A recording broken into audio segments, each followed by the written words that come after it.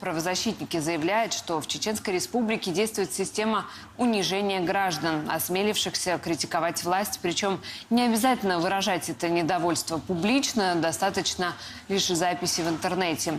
Один из последних примеров – случай Адама Дикаева. В своем личном инстаграме в посте, приуроченном к годовщине начала Первой Чеченской войны, молодой человек раскритиковал Рамзана Кадырова, написав, цитата, «События 15-летней давности, не 150, не 300, а 15-летней давности.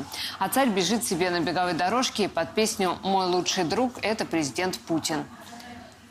Этот пост Дикаева – ответ на публикации в инстаграме Рамзана Кадырова, где тот занимается спортом под песню «Мой лучший друг» – это президент Путин.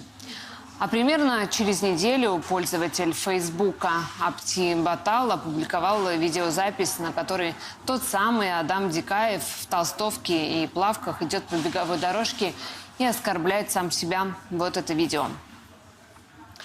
Перевод опубликовал «Кавказский узел». Я процитирую.